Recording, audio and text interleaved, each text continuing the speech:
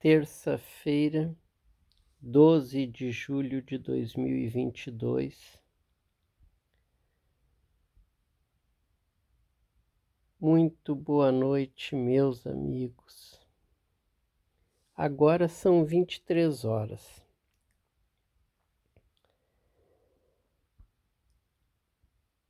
O meu canal, é quase um canal experimental, porque está sendo feito com grandes dificuldades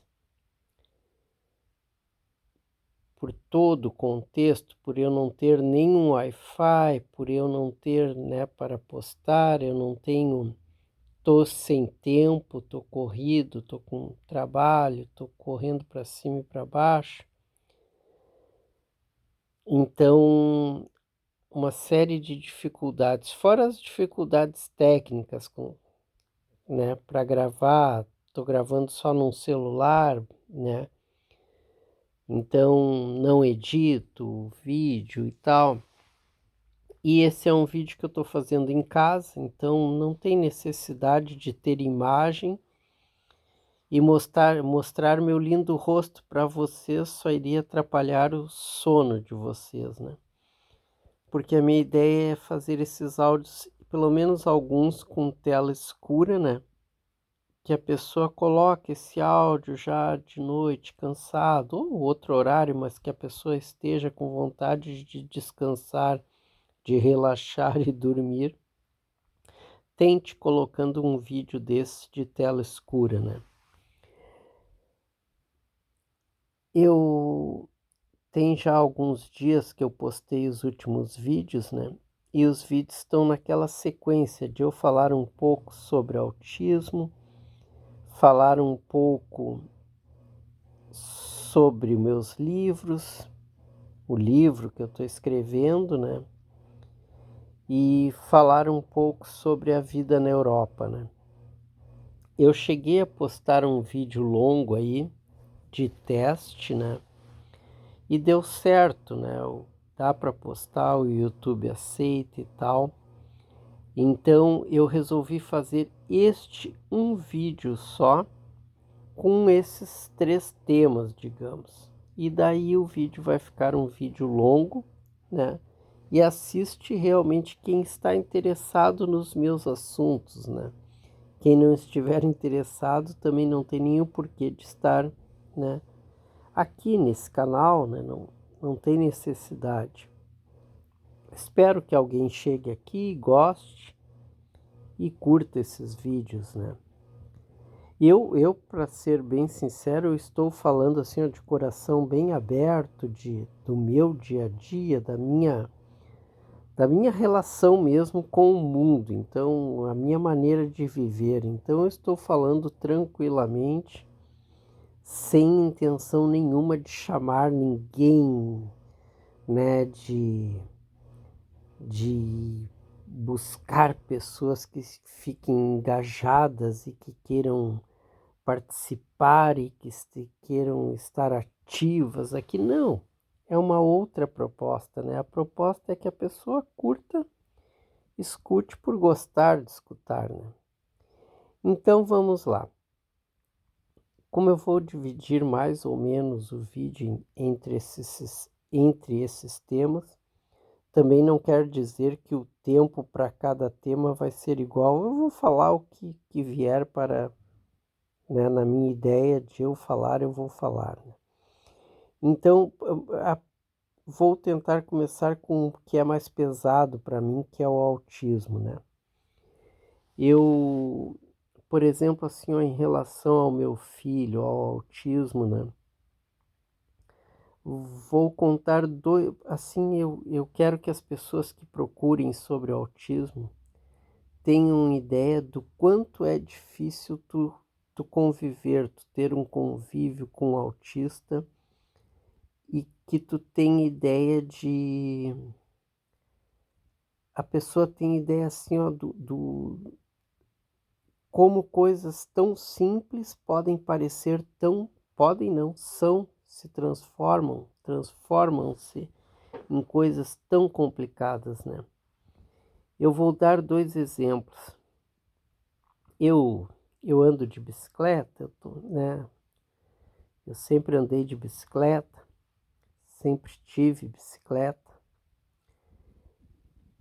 E nesses últimos tempos aqui em Balneário Camboriú, eu tenho bicicleta e tal. E eu sempre levava a bicicleta numa pessoa para fazer alguma manutenção, algum conserto, alguma coisa, né? E meu filho me criticava muito, dizendo: esse cara é ruim, o cara não é bom, não sei o que, o cara não entende nada de bicicleta e não sei o que e tal. Coisas desse tipo, né? E eu dizia para o meu filho: olha, isso aí é o contexto. Se eu tenho condições de ter uma bicicleta melhor, eu vou ter uma bicicleta melhor. Como eu tenho um caco, uma porcaria de bicicleta, né, por não ter condições de ter uma bicicleta melhor, eu também vou levar ali que é um cara comum, é um cara simples, é um lugar onde pessoas com mais dificuldades vão ir, no sentido de que o cara não vai me cobrar rios de dinheiro, o cara vai fazer, de repente o cara tem uma peça ali que sobrou de uma outra bicicleta, o cara vai botar na minha bicicleta por um precinho lá embaixo, coisas desse tipo, né? De repente o trabalho do cara não vai ficar tão bom, eu vou ter que voltar, vou ter que ir lá de novo e tal, mas no contexto é o que está dentro das minhas possibilidades financeiras. Então é ali que eu faço minha manutenção de bicicleta. Tentar resumir um pouco. E o meu filho me criticava sempre por isso. Ah, tu leva naquele cara e não sei o que, sempre. O contexto da crítica dele era essa, né? Ah, porque tu leva num cara ruim, porque tu não leva num lugar melhor, porque isso, porque isso. Ele sabendo de todo o meu contexto. Daí, agora, semana passada, o meu filho disse: não, eu vou deixar as bicicletas aí e tal, porque ele não mora mais comigo, né? Eu vou deixar as bicicletas aí, que é 2 bicicletas, né? Dele, da moça que ele convive, né? Eles moram junto e tal, né? É um casamento, né? E são as 2 bicicletas deles. Daí ele disse: não, tem que. Daí, outra coisa, ele veio aqui tirar peça de bicicletas velhas minha, que ele sempre me criticava por ter essas bicicletas velhas. Ele veio aqui pegar a peça dessas bicicletas velhas. Não, porque eu vou levar para tentar deixar essas bicicletas boas para a gente andar, isso e aquilo. Tá, levou as bicicletas. Trouxe, né, melhor dizendo, trouxe as bicicletas para cá e depois levou as bicicletas para arrumar num outro dia que ele passou aqui, levou as bicicletas. Eu nem vi. Depois, num certo dia, ele chegou aqui e disse: ó, pai, eu vou trazer as bicicletas funcionando para cá, vou deixar de repente um tempo aqui e tal. Eu digo: tá, atrás. Daí ele trouxe as bicicletas, daí eu digo: tá, mas onde é que tu levou para arrumar essas bicicletas? Né, tu tá, da onde é que vão vir essas bicicletas? Simplesmente o meu filho pegou e levou no... Ah, detalhe, deixa eu contar o detalhe. Daí esse cara que eu levava as bicicletas há muito tempo ali, há muito tempo, há anos eu levo as bicicletas ali. O cara não quis mexer numas bicicletas velhas minhas aqui. Não quis. Ah, se fez de... Né? Ah, que essas bicicletas velhas, porque isso, porque aquilo. O cara não quis mexer nas bicicletas. Daí eu entrei no contexto aquele do meu filho, sabe? Tipo assim, pô, um cara mal acabado desse só mexe em bicicleta velha, né? Cada vez que eu chego ali é só cacaiada de bicicleta. Eu que sou um cliente há anos dele, sempre vou ali, pago até a mais do que ele me pede, porque eu digo: não, toma mais um tanto aí e tal. tu me botou aquela outra peça, toma mais esse tanto aí e tal. Sempre assim, eu sou esse tipo de cliente, de anos do cara. O cara se recusou a fazer serviço ali para mim. Simplesmente eu cortei o cara. Daí eu entrei na história do meu filho, cortei o cara. E eu tinha contado pro meu filho isso. Eu digo, olha, sabe o cara ali, não levo mais. Ah, daí meu filho confirmou, disse, eu te disse que o cara não valia nada e não sei o quê, que o cara era ruim. Eu digo, não, tá certo, só que dentro daquele meu contexto, era o cara que eu podia usar. Mas, como agora o cara me aprontou essa aí, eu não levo mais ali. Nem olho mais pra cara do cara, eu passo ali e nem olho pra cara do cara. Agora que meu filho levou essas bicicletas para arrumar, eu digo, cara, de onde é que tu levou essas bicicletas para arrumar? Meu filho simplesmente levou as bicicletas para arrumar no tal do cara. O cara que ele criticava, o cara que era ruim, o cara que não prestava, e o cara que eu cortei, porque o cara também me cortou e não quis arrumar as bicicletas para mim. Isso eu tô contando essa enorme história para vocês, só para vocês terem ideia assim do que é o autista. Eu acredito, pelo menos eu faria isso, dentro dessa história que eu contei, eu jamais botaria meus pés ali no cara, pois é o cara que eu, isso falando como se fosse o meu filho, né?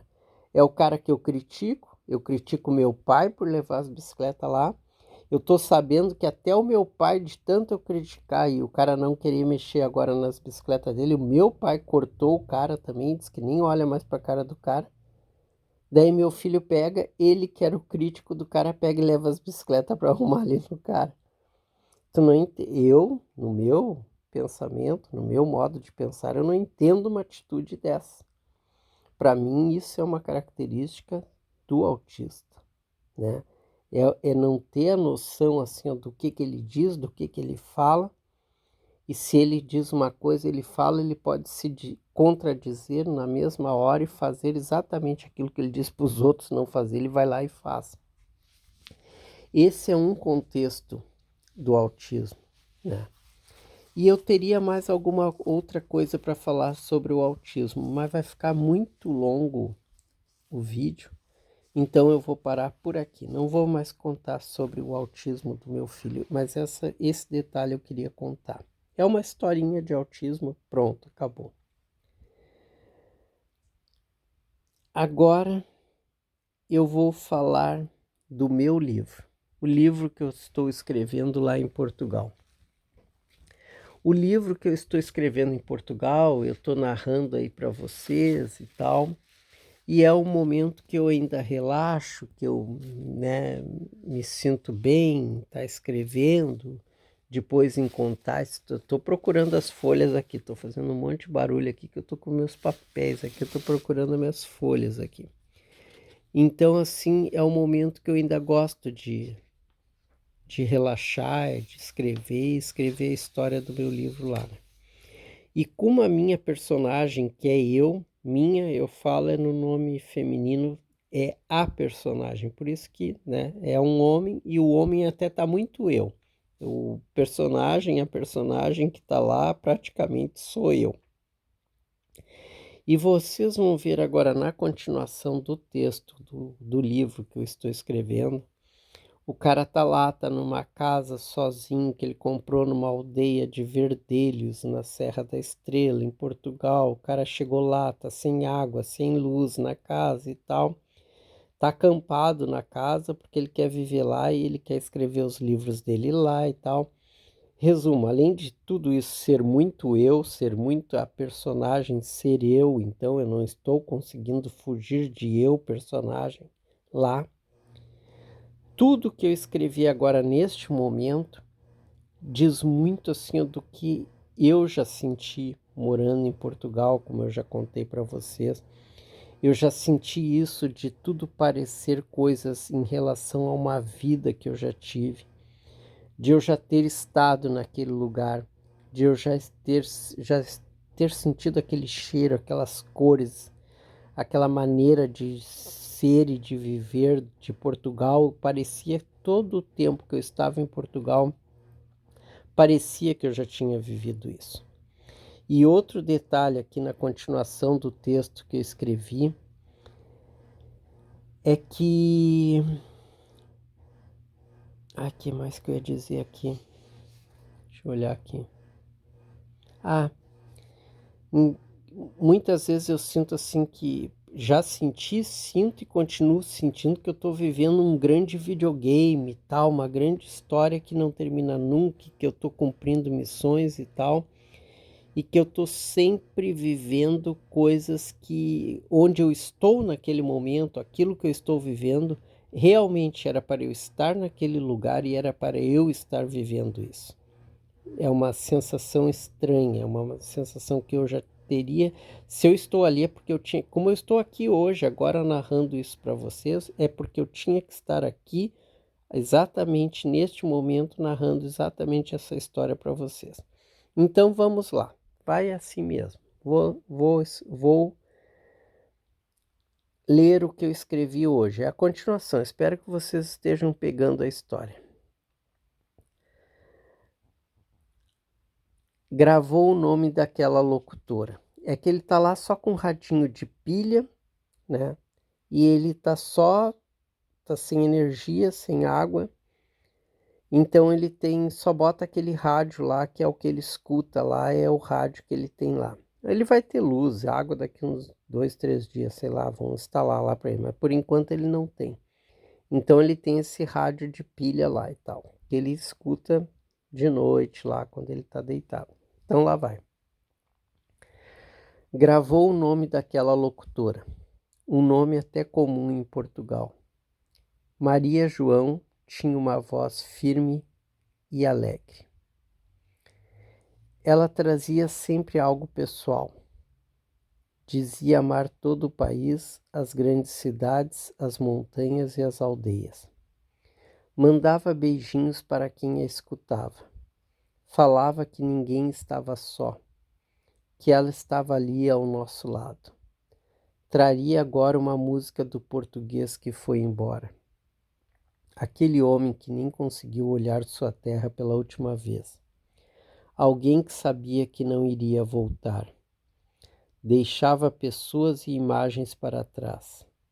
Ele conhecia o sentimento daquele homem, mas também tinha conhecimento de algo que parecia ter sido em outro tempo. Na sua primeira vez em Portugal, em 1989, na sua jornada, tinha sentimentos de já ter estado ali. Era algo tão autêntico que lhe eram familiares caminhos, cheiros e cores. Já tinha vivido ali. Muitas e muitas vezes arriscou na mente a paisagem que veria após a próxima curva. Não raro se assemelhava ao seu pensamento. Isso tudo o ajudava a sentir-se em casa. Quando a Maria João falava que amava todo o país, ela estava em sintonia com o sentimento dele. Ele também amava Porto, Lisboa e também as minúsculas aldeias. Gostava de sair das estradas principais e literalmente perder-se. Quando não sabia mais onde estava, tinha certeza que era ali que deveria estar. Era muito estranho. Sabia que aquele era o dia e a hora que deveria estar ali. Ao longo de sua vida, foi parecendo que cumpria etapas de um jogo de videogame. Como um jogo mesmo, as etapas traziam novidades, bônus, ônus e missões. Ele começou a interpretar que aquilo era para ele mesmo. Pouquíssimas boas memórias nesse grande jogo da vida. Ao olhar para trás, as missões dadas e cumpridas. Nunca nenhum descanso. E parecia que raríssimas exceções, onde tudo acontecia, o pano de fundo era o inferno. E por que ele superava e saía vivo? Essa sempre fora a pergunta que fizera a si mesmo. Mesmo nessa etapa em verdelhos, o que fazia ali? Podia pensar que era para escrever livros, mas sempre escreveu. Nos piores cenários, nos piores momentos, aí mesmo que escreveu. Então, até nisso não tinha algo errado ali? Cadê o caos? Cadê o demônio? cadê a frustração? A própria aldeia de Verdelhos, a casa que comprara, os poucos comércios para se abastecer e até o clima agradável naquela época do ano, tudo, em nada, tinha-o deixado insatisfeito. Se quisesse resumir tudo, a casa que comprara tinha sido bem melhor do que esperava. Uma boa mão de tinta deixava a casa plena. Pessoal, eu só escrevi isso porque eu ainda tinha outras coisinhas para fazer e eu vi que é a última folha que eu tenho. Eu não tinha mais papel. Eu digo, cara, vou ficar sem papel. Amanhã eu escrevo em folhas ofício, assim, essas folhas A4, essas folhas normais, assim, em branco. As folhas não são pautadas, as folhas totalmente em branco eu escrevo nessas folhas. A caneta e tal, é assim que eu escrevo, deitado na cama. E eu vi que essa folha terminou pela metade, eu não tinha mais papel. Eu digo, cara, ainda dei uma olhada aí se eu tinha mais folhas dessa e tal. Eu disse, chega, porque eu tenho outras coisas para fazer e outras coisas para resolver. Então eu digo, por hoje chega. Daí eu vou gravar o áudio e tal, o vídeo, e daí ainda converso um pouco aí com quem for me escutar. Essa é a parte do livro. E é aquilo que eu disse, esse lado da personagem, que praticamente sou eu lá em Portugal, eu conheci bem isso aí, de eu estar me sentindo num lugar que eu já tinha vivido, que eu já tinha convivido, que eu conhecia as pessoas, o clima, o cheiro, as cores, o jeito de ser português, e realmente eu sinto, né? E até hoje eu tenho esse grande carinho por Portugal, por isso também, não só por ter morado lá, mas por sentir isso tudo, né? Então isso é muito estranho na minha vida. E esse lado de eu já sentir, por exemplo, assim, que tudo que eu já vivi eu tinha que viver, eu tinha que estar ali, eu tinha que estar ali naquela hora. Por um lado, isso, estou com 58 anos de idade, né? Vai me parecendo assim que eu estou cumprindo as etapas que eu tinha que cumprir. Até com esse meu filho autista e tal, com as loucuras que acontecem, com os problemas que eu tenho, é porque eu tinha que viver isso e é a minha missão do meu jogo, do meu videogame, da minha vida. Ponto. Não vou falar mais nada também sobre o meu livro. Vamos para Itália, 1990. Daí é a parte que eu estou narrando a minha vida na Itália em 1990. E essa minha vida na Itália em 1990 é que sempre me deu respaldo, me deu força, me deu garra para mim continuar vivendo aqui, hoje, no dia de hoje, aqui e agora. Porque vocês vão ver como a vida lá na Itália foi difícil.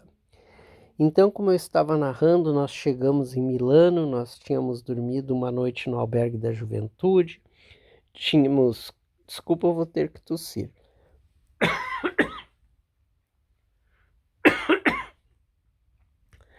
Tínhamos conhecido outros brasileiros lá, e daí um outro brasileiro que a gente conheceu na rua fez uns contatos lá para nós trabalharmos com volantines, né? Volantines era aquela publicidade que tu bota nas caixinhas de correio, nas caixinhas de correspondência, nas casas, na rua, né? Nas moradias, nas residências, nos prédios. E daí o cara ligou lá, eram umas mulheres, elas disseram, não, vocês venham amanhã, tal horário, era a primeira hora da manhã, tipo 6:30 da manhã, na casa delas lá, que era de onde a gente iria partir, né? E nós não entendíamos nada de italiano, de palavras, de nada do que, né? O cara que fez todo o contato com elas, porque o cara já falava italiano. Disse, ó, amanhã vocês vão lá nesse endereço que elas vão estar lá, vão estar esperando vocês e elas vão dizer para que lado vocês vão e é só botar papel nas caixinhas de correio. Que o cara já tinha trabalhado nesse tipo de trabalho lá, né? A gente vai, a gente dorme, né? No albergue passa o resto do dia circulando lá por Milano, conhecendo Milano, mas também sem muita opção, porque a gente estava sem comer, estava com fome, não tinha como né? Não tinha como, eu ia dizer não tinha como dormir, não. Aquela noite nós ainda iríamos dormir no albergue da juventude. Então, pelo menos tinha como tomar banho lá e tal. Mas nossa alimentação era biscoitos, né? Coisas assim de supermercado, umas bolachas e um leite para beber e era só. Era o que nós ia comer uma vez no dia. Então, era no final do dia, quando a gente voltou para o albergue da juventude, depois de dar uma circulada ali pelo centro de Milano, a gente toma um banho lá no albergue, né, conversa de novo com esses outros brasileiros e tal, tava todo mundo nessa, uns dois eu acho que foram conosco no outro dia para o trabalho e tal, né, que a gente falou, o gurizada também tava tudo lá sem trabalhar e tal, então uns dois eu acho que foram junto conosco para ver se conseguiam trabalhar nisso no outro dia lá, né. A gente dorme no albergue da juventude, vai para esse endereço aí no outro dia. A gente chega lá, as mulheres explicam, ó, vocês vão sair com uma bolsa, eram umas bolsas grandes assim, a tiracolo, assim, umas bolsas enormes. A gente colocava ali panfletos, mas muito panfleto, não era 1 quilo, eram uns 5 quilos, 6 quilos de panfletos, era muito papel. E a gente saía com umas etiquetinhas, com colas, etiquetinhas, era para ir marcando as ruas. Então tu deixava nas esquinas, tu deixava nos postes, em algumas entradas, portões, portas de casas, de residências, de prédios, de edifícios, assim, tu ia marcando o caminho que tu ia fazendo. Então a gente saía com aquelas folhinhas que tinha aquelas etiquetinhas e a gente ia descolando as etiquetinhas e colando nos lugares no caminho que a gente ia fazendo.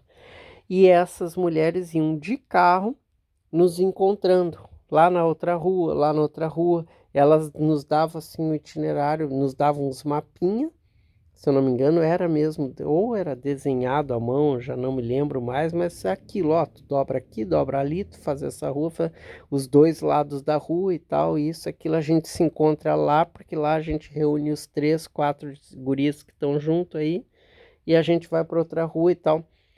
Dizer para vocês assim, ó, inteiro, o dia inteiro fazendo isso. Não sei quantos quilômetros, não sei. Talvez 30, 40 quilômetros, não sei. Ruas, ruas, ruas, ruas, ruas, assim, quando tu parava às vezes num canto, num bar, num lugar e pedia uma água, dizia, pá, me consegue água, né? Aqua, né? Em italiano a gente estava aprendendo, né? L'acqua, e tomava uma água aqui e tal, e quente, né? Já tinha, durante o dia estava fazendo uns dias mais quentes já, as noites ainda estavam bem geladas, mas durante o dia já estava esquentando. Então, caminhando, circulando, carregando peso, a gente sentia o calor e sentia sede e tal, e cansaço. Isso até tipo 8 horas da noite, porque nessa época do ano também já anoitecia muito tarde. 9 horas da noite, essa época já começa a anoitecer cada vez mais tarde. Tarde mesmo, assim, 9, sabe, nos horários bem tarde. Então a gente ia trabalhando até 8 horas da noite, de dia ainda.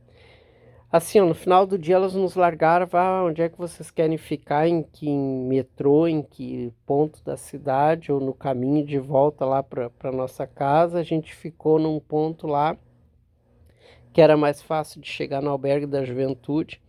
A gente chega no albergue da juventude, come ali as bolachas, os negócios que nós tínhamos comprado ali, tomamos um leite, tomamos um banho assim, ó, pá, morto na cama, né? E a gente trabalha 3 dias com essas mulheres. 3 dias assim, todos os dias, né? E o terceiro dia, se eu não me engano, a gente já é o dia que a gente sai do albergue da juventude. Então a gente ainda pede para deixar as mochilas lá e tal, que a gente vai voltar mais tarde para pegar as mochilas. Cada um de nós tinha aquelas mochilas enormes de pôr nas costas, com saco de dormir e tudo. E para já no final desse dia a gente resolver para onde a gente vai, a gente sem casa, sem dinheiro para comer e na rua. naquela noite nós estaríamos na rua, mas ainda iríamos trabalhar o dia inteiro. E assim a gente trabalha 3 dias com essa mulher nesse ritmo. Com essas mulheres, são 2 mulheres, num ritmo assim, ó, caminha, caminha, caminha, caminha, assim, ó, até morrer.